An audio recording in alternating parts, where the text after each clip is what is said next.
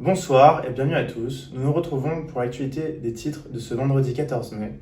Au programme, des étudiants confinés dans leur appartement, des parents avec leurs enfants, reportage au plus près des étudiants confinés pendant leur cours en distanciel.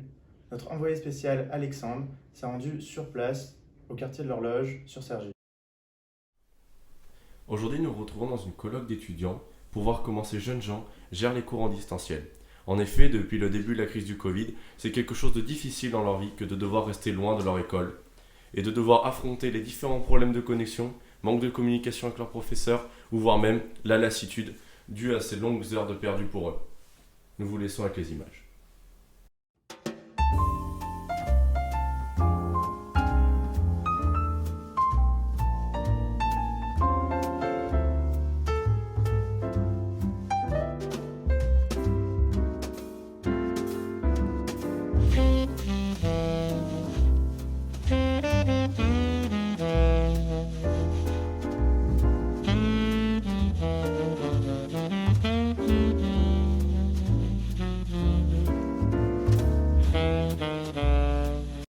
D'autres grands titres, avec des étudiants confinés dans leur appartement, nous sommes retrouvés sur place à Cergy pour un reportage micro-appartement. Bonjour, que pensez-vous du distanciel ? Moi, j'adore le distanciel parce que j'ai un élevage de fourmis et c'est super important de les nourrir toutes les heures ou maximum toutes les 2 heures. Donc, franchement, le distanciel, c'est l'idéal. Alors moi, je trouve que c'est super important de respecter les gestes barrières, de ne pas répandre le Covid parce que c'est vraiment très très dangereux. Il faut vraiment rester chez soi, je trouve que c'est une super bonne chose. Et puis il faut écouter ce qu'il dit Macron, c'est important. Alors moi personnellement j'aime beaucoup le distanciel aussi parce que je suis quelqu'un d'assez douillet, j'aime pas trop sortir, j'ai peur de me blesser, d'avoir froid, d'avoir chaud, de pas être à mon aise. Du coup quand je suis chez moi dans ma chambre il peut rien m'arriver. Et aussi j'aime beaucoup pouvoir rester chez moi parce que j'arrive pas trop à fonctionner avec les gens, enfin c'est-à-dire quand il y a du bruit, qu'il y a du monde autour, j'arrive pas trop à me concentrer, je suis tenté de parler aux autres et de pas réussir à travailler. Donc quand je suis dans ma chambre c'est caribou là. Alors moi je trouve que les gens de cette école sont vraiment insupportables. Il y a des mecs que je peux pas blairer, il y en a un, il s'appelle Achille Dehaene, c'est vraiment, Pour moi, vraiment, l'avantage majeur, c'est la bouffe. Parce qu'au moins, en cours à distance, on peut manger tout le temps, on peut cuisiner des heures. Je bouffe toute la journée. Plusieurs avis divergent, et pour d'autres étudiants, cette situation devient très compliquée. Leur seul lieu d'extérieur se trouve être leur balcon. Reportage micro-balcon. Bonjour, quel est votre avis sur les cours à distance ? Moi j'aime pas trop parce que je me sens un peu seule, mes petits camarades ils me manquent, en plus il y avait ma copine Babette, on regardait tous les cours ensemble, on était tout le temps à côté et là elle est plus là et elle vraiment me manque beaucoup. Moi c'est pareil, je suis complètement contre, je suis quelqu'un hyper sportive et les 10 000 pas par jour ça me tient vraiment à cœur. Là je suis enfermée chez moi, je peux pas muscler mes mollets, enfin je suis en train de grossir et vraiment c'est une catastrophe. Moi je suis du même avis que les deux d'avant. Surtout que j'adorais aller voir mes profs tous les jours à l'école, les regarder faire les cours, je trouvais ça passionnant. Alors, j'étais passionné par toutes les matières qu'on faisait, surtout Madame Dufour, elle me manque énormément. J'adorais la voir tous les jours pour discuter avec elle et tout, c'était vraiment passionnant. Et en plus de ça, j'aime pas du tout faire à manger moi. Je suis obligé de faire à manger tous les jours, tous les midis, alors que d'habitude j'avais pasta box. C'est pas possible quoi. Monsieur Macron, faites quelque chose, s'il vous plaît. Non mais c'est clair, en plus on reste enfermés, enfin je sais pas, pour les gens qui sont en coloc, moi par exemple on est 5, je peux pas en blairer un. Donc vraiment toute la journée c'est une catastrophe, on est tous collés, le soir on mange tous ensemble, on n'a rien à se dire, enfin c'est horrible. Et en plus, toi c'est Francky qui te manque, non J'avoue, Daphné. Francky, Francky, Bon un peu quand même en vrai, c'est son crush. un peu, mais oui il me manque du coup. Concernant les parents, comment vivent-ils ce confinement avec leur enfant ? Nous sommes allés à la rencontre de Jeannette et Jean-Marc, ainsi que leur fils Dylan. À cause du confinement, vous passez beaucoup de temps avec votre enfant à la maison. Quelles sont vos relations avec lui ? Oh bah on apprend à le connaître, hein. Ça va au petit Margot.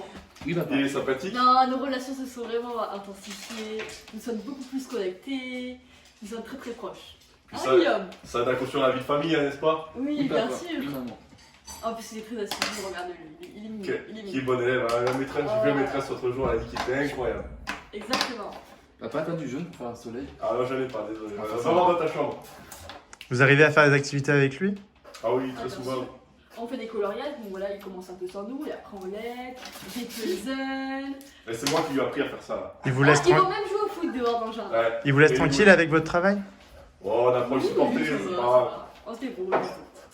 Ok, parfait, la table est terminée.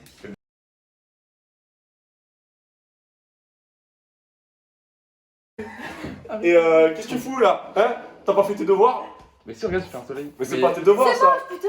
Vu les verts, le soleil là! Alors Je déjà, t'avais dit que t'aurais dû avorter! on va dire, j'ai deux arguments. Premier, j'ai pas de jeune, deuxième, je suis daltonien. Donc, Et qui j'en ai à la foutre, tu sois daltonien, Mia, C'est pourquoi? toi qui l'as raté toi aussi! Fallait mieux Je l'ai raté. fallait mieux le faire. Oh. Au bout d'un moment, c'est bon, je prends le 1. Je suis même pas sûr que ce soit moi le père! C'est la fin de ce journal, merci de nous avoir regardés. Tout de suite, le tirage du loto ainsi que la météo de l'eau boudin.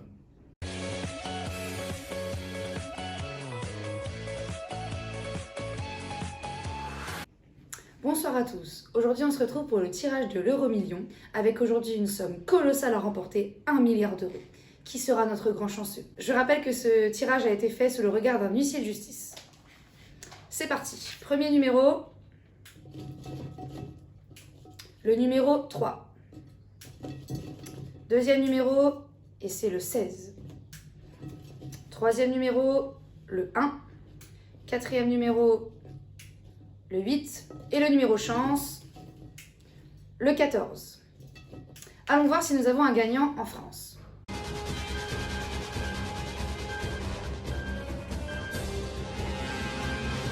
Nous avons un heureux gagnant à Cergy-Pontoise. Allons voir comment il prend la nouvelle.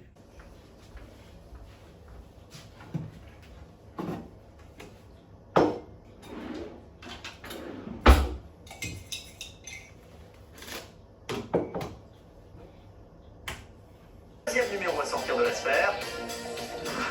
Il s'agit du 8. Notre troisième numéro aujourd'hui, le 11. Je rappelle que 1 milliard d'euros sont en jeu ce soir. Quatrième numéro, le 48. Et enfin le cinquième. Bonsoir à tous. Aujourd'hui, nous avons une invitée très spéciale puisque c'est Myriam Razouk qui a gagné 1 milliard d'euros à l'euro-million la semaine dernière. Bonjour! Bonjour Myriam. Alors aujourd'hui, on vous accueille pour vous demander un peu ce que vous allez faire avec cette somme colossale puisque c'est du jamais vu dans l'histoire de l'euro-million. Donc dites-nous un peu plus sur votre somme gagnée. Déjà, je compte partir en voyage. Je compte m'amuser et tout. Je pense que je vais quitter mon mari et m'acheter tous les goodies Sunlord, faire des folies. Je vais aller à McDo, je vais tout prendre sur le menu. Je pense que je vais en acheter 1, 2, 3 appartements. Peut-être une maison aussi, hein. Deux maisons, franchement. Une Lamborghini, frérot. Le bail, comme ça, je vais l'acheter. Je pense que je vais m'acheter la licence 4 pour le BD de l'EBI, parce que là, les peintes, j'en peux plus, hein. La bière, c'est fini. Vous avez bien raison. Mhm. Et merci beaucoup Myriam de nous avoir éclairé sur ce que vous alliez faire avec cette somme. Bon voilà, on va continuer le journal et puis bonne chance dans votre vie. Merci. Et au revoir. Au revoir.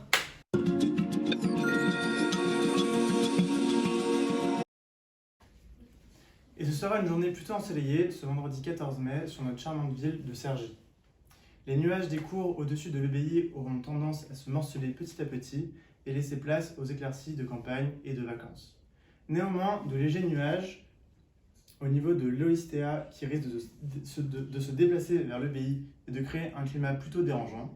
On retrouve vers l'Esti et les Secs de très grosses chaleurs ayant de fortes répercussions sur leur comportement. Mesdames EBistes, faites attention, vous n'êtes pas à l'abri de tomber sur quelques étudiants en chaleur en cette période de canicule. Plus loin, l'université de Cergy est en plein ouragan, que l'on a nommé Covid-19, et qui empêche tout regroupement ou rencontre. Plutôt compliqué pour ces derniers d'établir un quelconque lien social. Maintenant, un point sur l'EBI.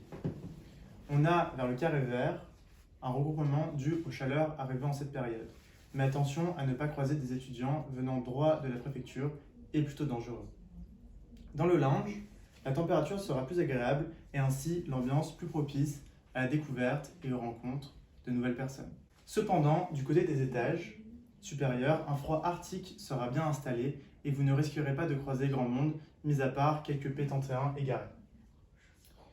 Et cela clôture notre météo du jour. À bientôt pour plus d'informations sur le climat de nos chères écoles sergissoises.